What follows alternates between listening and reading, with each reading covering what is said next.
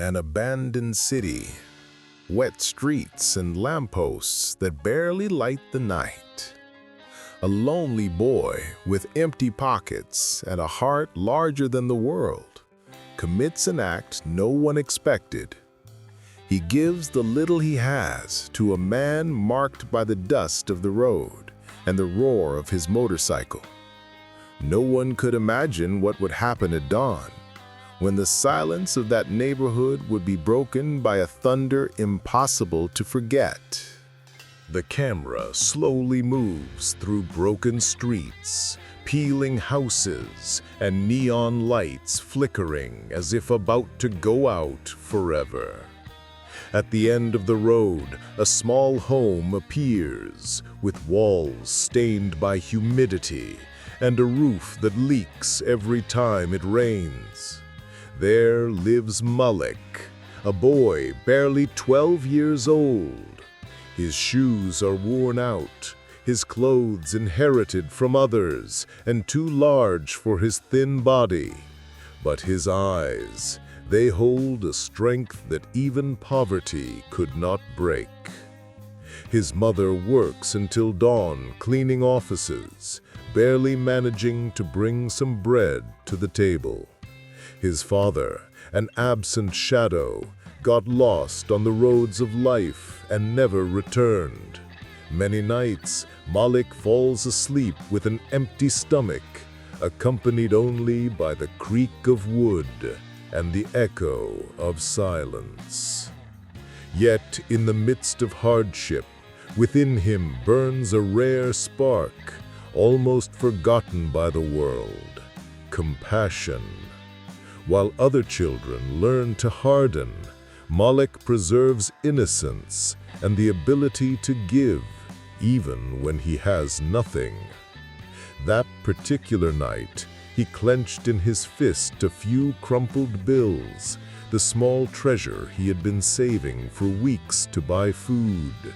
He could not imagine it, but that gesture of sacrifice would lead him to an encounter impossible to erase, a crossroads with destiny that would change his life forever. The rain fell like blades on the asphalt, and the street looked like a deserted cemetery. Out of the shadows stood the figure of a gigantic man, his arms covered with tattoos that told of wars, losses, and oaths. His leather vest, marked with the emblem of infernal wings, glistened under the water that drenched him. In front of him, his motorcycle, a black steel beast, remained dead, unable to roar. The silence was broken only by the attempts of the engine, sparking like a wounded animal. Frustration burned in the biker's eyes, while his contained rage made him even more intimidating. The few passerby crossing the street avoided him, turning their eyes away in fear, as if that man was not human, but a monster better left unprovoked. But Malik did not look away.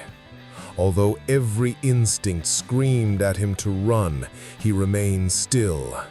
His small shoes splashed in puddles, his heart pounded against his chest like a war drum, and his hands trembled around those crumpled bills, the only money he had.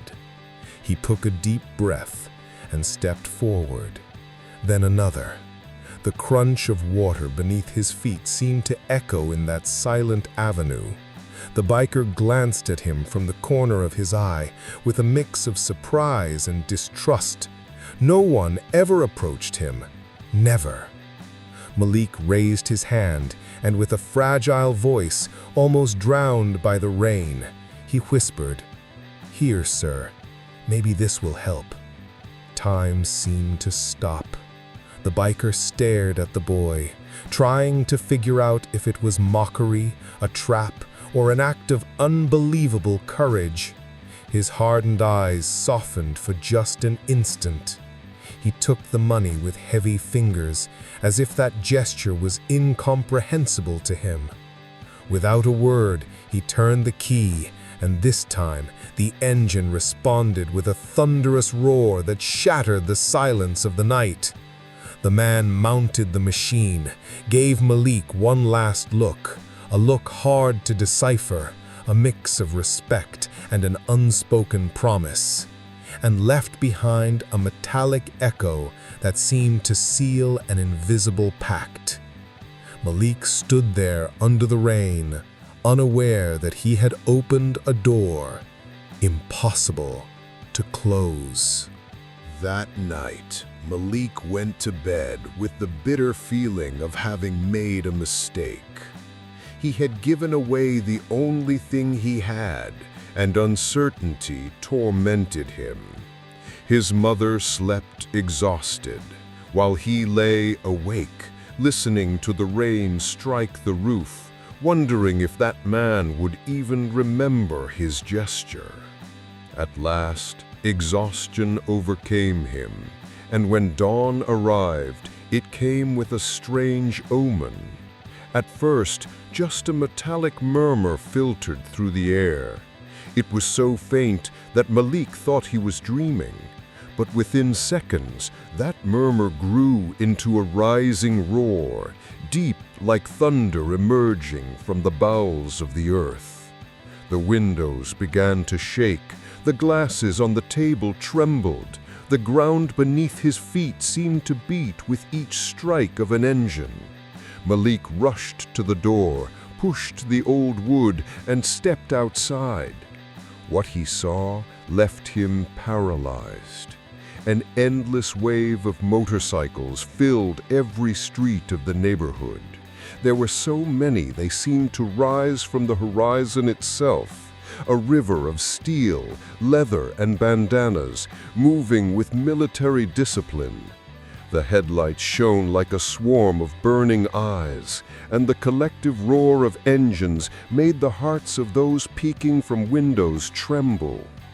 There were hundreds, thousands of bikers, all with the same emblem on their chests, infernal wings engraved on leather, a symbol that inspired both respect and fear. But that day they had not come to sow terror. They had come to surround a humble house, the home of a boy who the night before had reminded them of something the world had long forgotten: compassion. Neighbors ran out terrified, some praying, others frozen with fear. But the scene was not of violence, it was of solemnity. It was like witnessing a sacred ritual impossible to explain. And at the front, astride a Harley, was the same man from the night before. His eyes no longer carried rage, but an unbreakable firmness. When his gaze met Malik's, something was sealed in that instant, a silent pact, a respect that crossed any boundary of age, race, or condition. The entire town stood in silence, witnessing a spectacle that looked like something pulled from an impossible movie.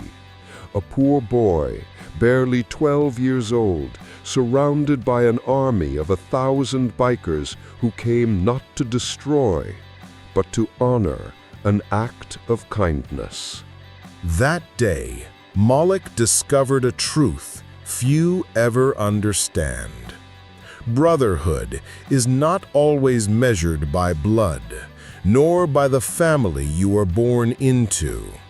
Sometimes it arises from unexpected places, from eyes that recognize the purity of a heart that asks for nothing in return. The Hell's Angels did not arrive as a shadow of fear, but as a wall of protection. They did not come to impose terror, but to prove that even on the darkest roads, loyalty, honor, and respect can still shine. The roar of their engines became a silent oath. That boy would never again be alone. His poverty, his skin color, or the harshness of the life that had marked him no longer mattered. What mattered was his gesture, an act so small and yet so powerful that it had united 1,000 men hardened by the road under a single cause. Malik understood that a noble heart can move mountains or even make an army of steel roar, and that sometimes what you give in silence returns multiplied in echoes impossible to silence. A boy gave the little he had, and in return received an army of steel. Because sometimes a simple act of kindness can awaken the loyalty of 1,000 souls. And from that day on, Malik was never alone again. If you enjoy these kinds of stories, don't forget to subscribe and activate the bell so you don't miss other videos.